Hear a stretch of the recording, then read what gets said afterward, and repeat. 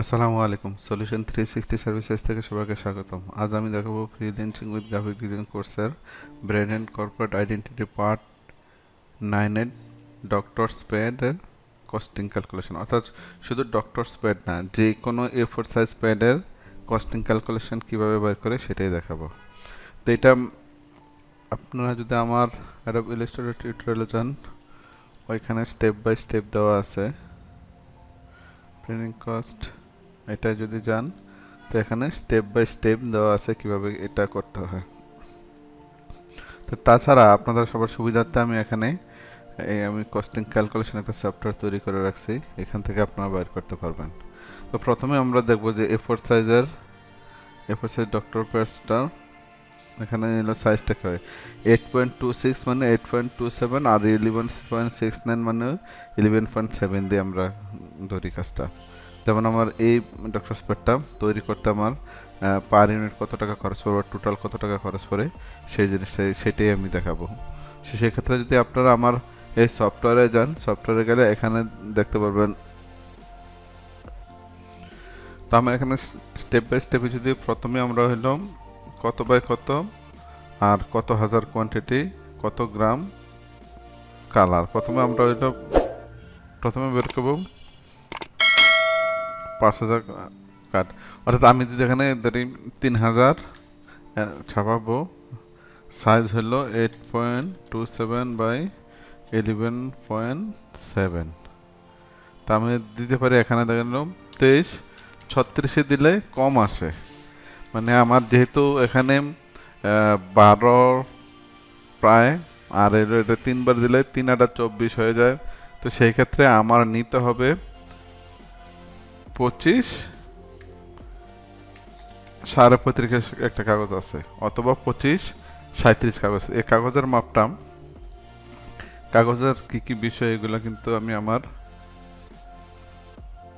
Paper size টিউটোরিয়ালে ওখানে discuss করছি। সেক্ষেত্রে আমি আবারও দেখাচ্ছি যে এমন অফসেট পেপার আমি ছাপাবো, ধরেন 80 জিএসএম ছাপাইতে পারি বা 100 গ্রাম, আমি 100 গ্রামও ছাপাইতে পারি। ডাবল ডিমে আছে 25-35 অথবা 25-37, ডাবল ডিমে আছে 23-36 বা 20-30 আছে, যেটা আমরা ছাপাই। তো আমরা 25-35, তো 25-35টাই আমি দিই, এখানে দিই 25-35। সেক্ষেত্রে কালার হয় কয়টা, আমার এখানে দেখবো যে কালার কয়টা, 1টা 2টা 3টা কালার। তো আমি এক সাইড, তো 3টা কালার যদি দিই, আমি এখানে 3 কালার্স সিঙ্গেল সাইড। পার প্যাকেটে শিট থাকে 500, শুধুমাত্র 8 কার্ডে থাকে হলো 100 করে পার প্যাকেটে। তারপরে দেখেন এইখানে 3,000 হবে। তো 3,000-এ দেখেন এখানে পার শিটে প্রিন্ট বের হয়েছে কয়টা, 9টা। তো আমরা যদি ম্যানুয়ালি হিসাব করি আসলে 9টা বার হয় কিনা, এখানে যেমন আমি একটা দিয়েছি, অবশ্যই এটা নিচে থাকবে, বড় সংখ্যাটা উপরে থাকবে, তখন বুঝতে চেষ্টা মজা হয়ে গেল। 22-28-এরটা দেখানো হয়েছে। এখন আমি ম্যানুয়ালি হিসাবটা করে দেখি কীভাবে হয়। চলুন দেখি ম্যানুয়াল হিসাব করলে কীভাবে বের হয়। যেমন আমি এখানে দিচ্ছি 25-35 কাগজে। যেমন আমরা যদি হিসাব করি যে আসলে এটা যায় কত, 25-এর মধ্যে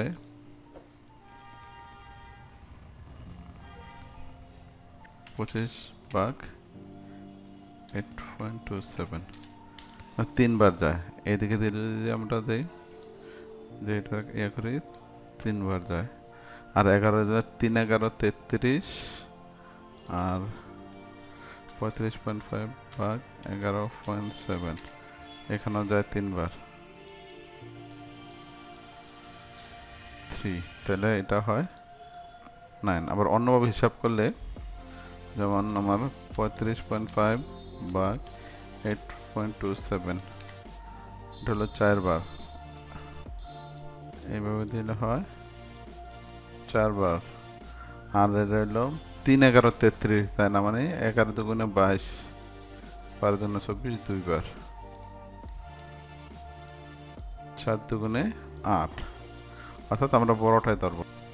দেখেন এখানেও কিন্তু 9টা বাইর হয়েছে, তো 9টা। তো টোটাল শিট কয়টা লাগে, পার প্যাকেটে 500টা থাকে টোটাল শিট, কত লাগে, কত প্যাকেট লাগে, এক প্যাকেটের কম লাগে। তো পার প্যাকেট প্রাইস কত?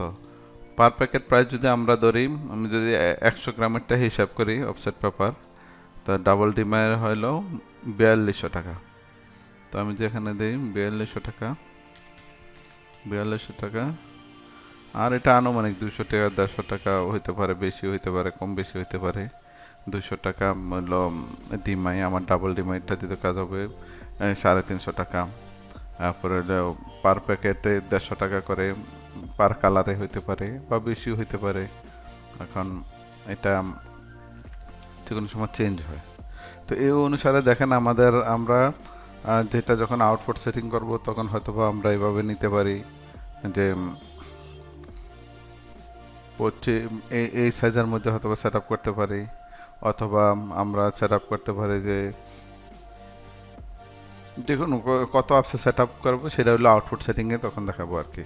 তো এখানে দেখেন পেপারের প্রাইস টোটাল টাকা পড়েছে, এখান থেকে এটা পড়েছে, এটা packing plus lamination plus carrying cost সব মিলাই আমি ধরে নিল 500 টাকা খরচ হলো।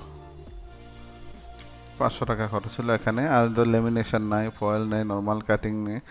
নর্মাল কাটিংয়ে আসলে ধরুন বেশি একটা টাকা নেয় না, একবারে সবগুলো হিসাব করে। তাও ধরি যদি আমি কাটিং প্যাকেজিং 500 টাকা নিল, ক্যারিং কস্ট 500 টাকা নিল, তাইলে এখানে আরও অন্যান্য যদি কোনো থাকে এখান থেকে আমরা লিখতেও পারি। তো এখানে দেখেন সাব টোটাল কত টাকা খরচ হয়। তো তারপর প্রফিট শেয়ারিং, যদি প্রফিট করি যে আসলে কত টাকা পড়ে, 10% ধরলে, ব্যাট ধরলে, এখানে ব্যাট যদি আমরা না ধরি তা কত টাকা খরচ পড়ে, এখান থেকে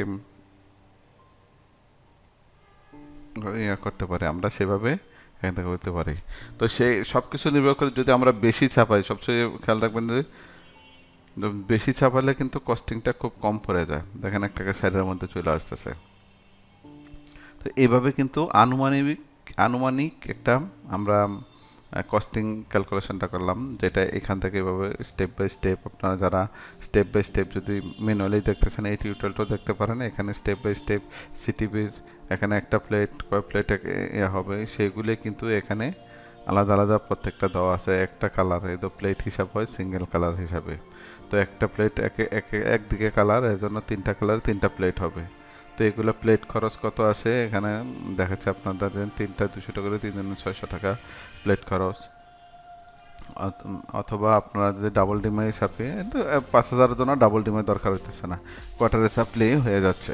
তো এগুলো প্রিন্টিংয়ের কস্ট কত টাকা খরচ হয়, সব মিলাই জিলাই এভাবে কিন্তু একটা আনুমানিক এখানে একটা খরচ ধরা হয়েছে। তো এটা দেখেন আনুমানিক খরচ কিন্তু এমনি বের করতে পারবেন যে আপনার কত টাকা খরচ হয়। আজ এই পর্যন্ত, আল্লাহ হাফেজ।